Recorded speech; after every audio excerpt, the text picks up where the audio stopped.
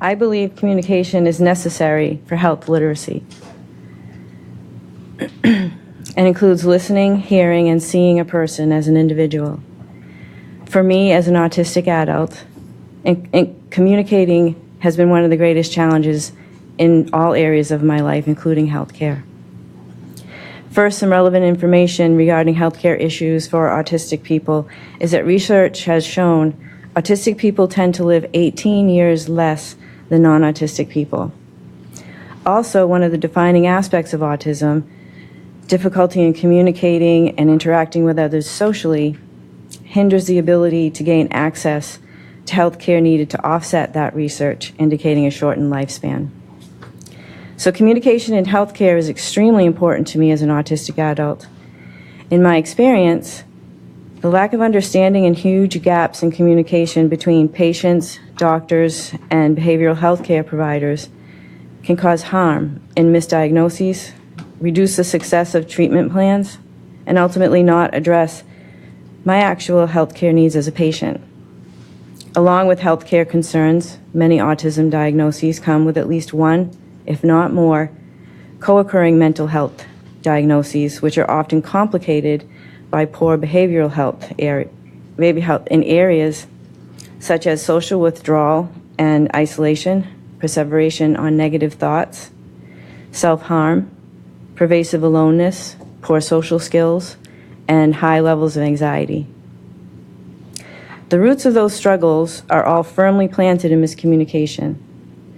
The results of those struggles is poor health literacy.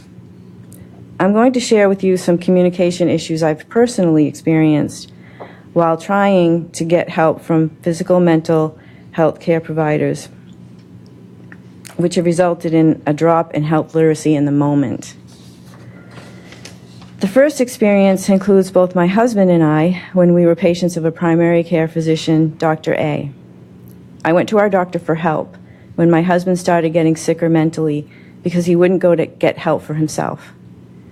Since my husband and I had both signed papers to talk to Dr. A about each other, I reached out to Dr. A for help. I explained I was worried about my husband. He was becoming more withdrawn, self-medicating, and struggling with mood swings.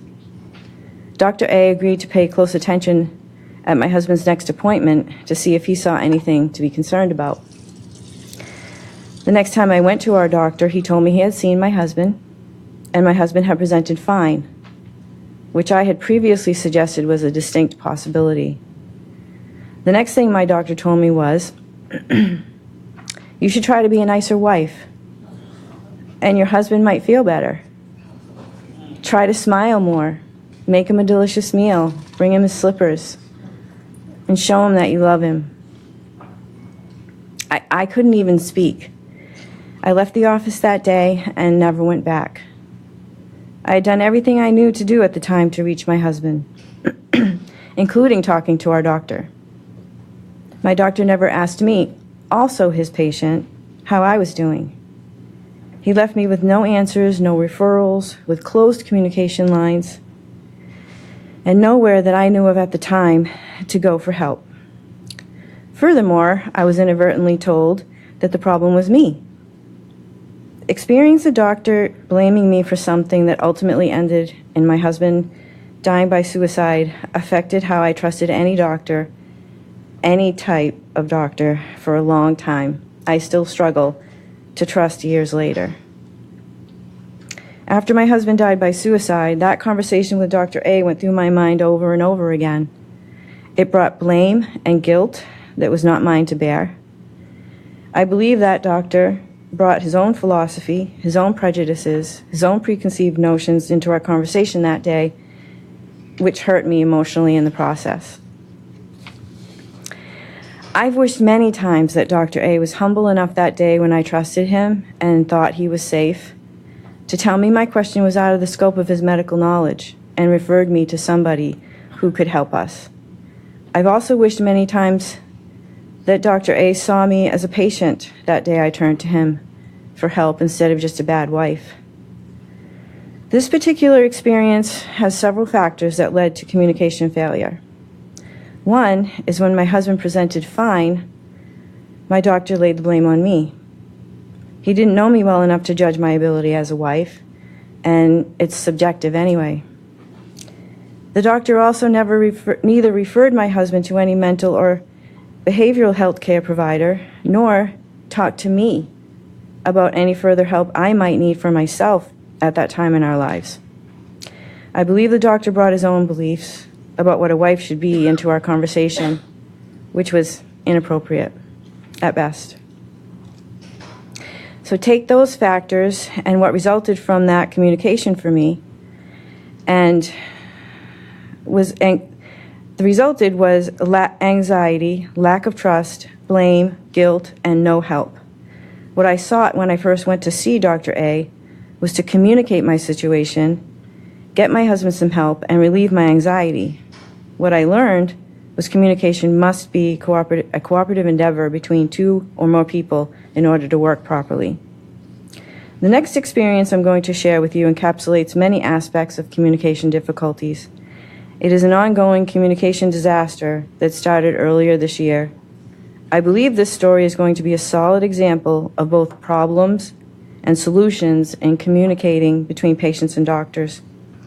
It starts with a positive experience I had with a mental health care provider. I had a competent psychiatrist, Dr. E, who helped me through the last few traumatic months of my husband's life, through finding out he died by suicide, and through accepting the new normal, which is what life becomes for a survivor of suicide loss. He listened and he heard me when we talked, which enabled me to regulate my anxiety to a level conducive to understanding, processing, and remembering the information he shared with me at our appointments. Dr. E also accepted me as an autistic adult and was knowledgeable about autism and was open to learning how I communicated with him. I had a comfortable client-doctor relationship with him. I trusted him. I still do trust him. Sadly, it was necessary to move my family north after selling my home in Florida, which meant I needed to find a new doctor to replace Dr. E. My hope was to find a new provider that was at least a listener. In Dr. E's faithfulness, he continued to help me find the right provider in my new state. But I learned, due to insurance coverage, that I had to see the behavioral health provider within the medical office of my new primary care doctor. I made an appointment and hoped for the best. I went to my first visit with a bit of trepidation of the unknown, yet with an open mind and a hope that we would connect in a positive way.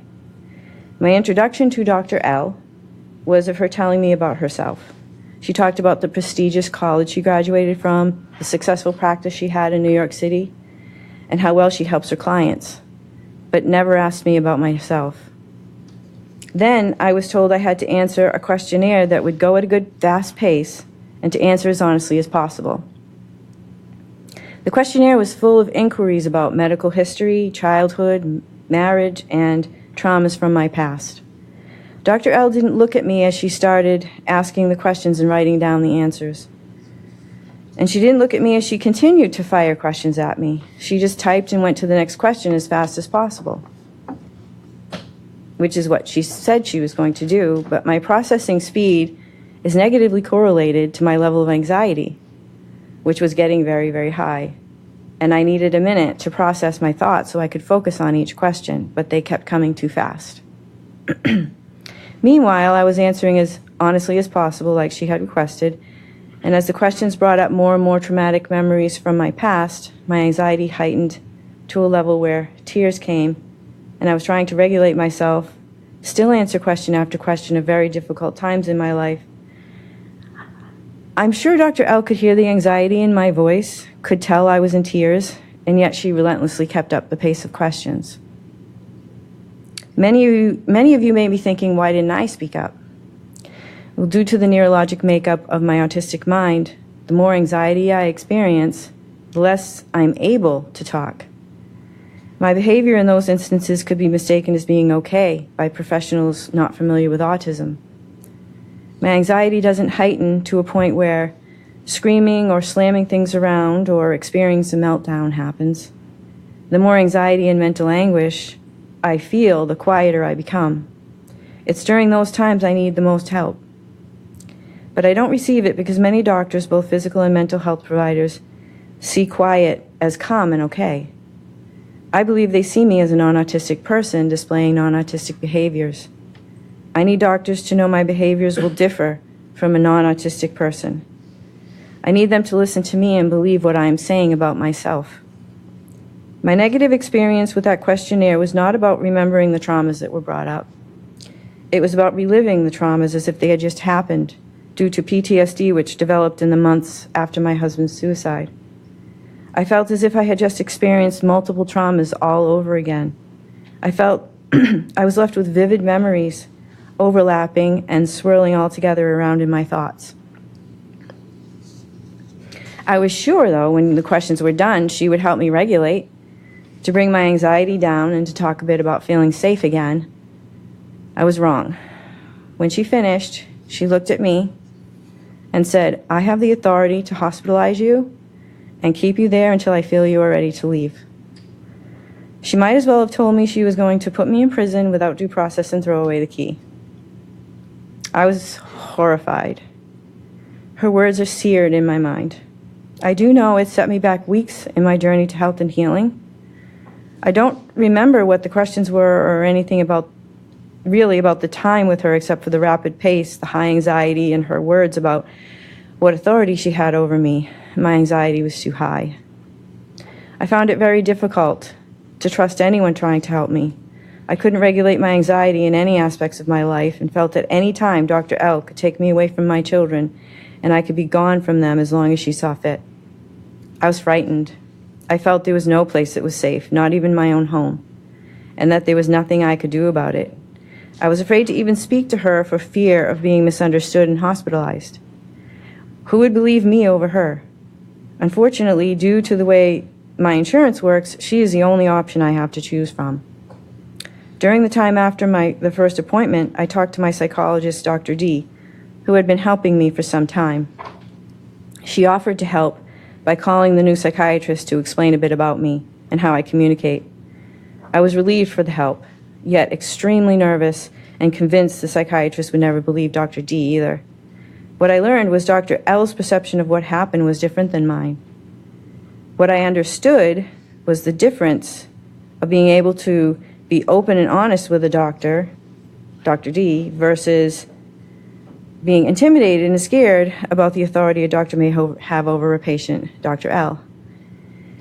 So Dr. L and Dr. D have diametrically opposed philosophies on how to relate to me. One positive way Dr. D communicates with me is allowing me to be who I am, an educated professional who has experienced multiple traumatic situations throughout my life. She doesn't patronize me, talk condescendingly, or think I can't help myself. She has confidence in me. She recognizes my strengths, helps me to see things in a healthier way when I can't, and has never wavered from her belief in my own ability to cope as she guides me. Dr. D listens, she hears me, she sees me, and has become someone I trust. This way of communicating allows me to be free to heal. One reason for the open communication experience I have with Dr. D is she accepts my autism. She doesn't dismiss it, misunderstand it, or use it as the problem, as some other doctors have done. The reason it is so important that she accepts me as an autistic adult is then she and I can communicate with each other instead of just try to communicate. Dr. D knew from her own previous knowledge of autism and from listening to me how I best communicated. We talked about my sensory needs, and she made her office a safe, comfortable place for me sensory-wise. Open, honest, and trusting, our client and doctor relationship is exactly where I need it to be emotionally for her to be able to help me. Dr. D continues to be the essential person I trust as I continue on my journey towards health and healing. So the time leading up to the second appointment with Dr. L was a time of trying to come to terms with this new doctor and planning ahead for when I saw her again. On the day of the appointment, my anxiety was high before I got to her office. I was extremely nervous about saying anything wrong to her. Saying hello went okay, and then everything quickly fell apart on her first question to me, which was, had I taken the medicine she prescribed. As an autistic adult, change is very difficult for me, and I hadn't been able to try the new medicine because it was a change and I didn't trust her at that point. I had previously communicated to her it would be difficult for me, although I understood medicine is a tool for me to use to process everything that has happened leading up to my husband's suicide, his suicide and the aftermath. This is what she told me, verbatim. I'm not going to go to your house and shove them down your throat. Again, I felt very unsafe that she had even thought something like that, and my anxiety went very high, very fast. All I could think of, she might come to my house. I withdrew into myself. She stared at me until I couldn't be there anymore, and I said I needed to go. She agreed, and I left, unable to drive home safely until I brought my anxiety down to a manageable level. In conclusion, I've had both positive and negative experiences with different physical and mental health care providers. The positive experiences come with good communication. A great place to start communicating is by listening to what I'm saying, hearing what I mean, and seeing me as an individual. Listening requires putting aside any preconceived notions about me, accepting who I am as an autistic adult, and having the doctor's undivided attention for an appropriate time. Hearing is different than listening. Hearing enables putting what I'm saying into context with my medical history, getting a sense of the big picture out of the details, thus gaining the ability to ask the right questions so I can give the right answers. And seeing is being able to take what was heard through listening well and realizing I'm an individual person, not just another appointment to get through. Once again, as I said in the beginning, I believe the start to good communication in healthcare is listening, hearing, and seeing a person as an individual. Thank you.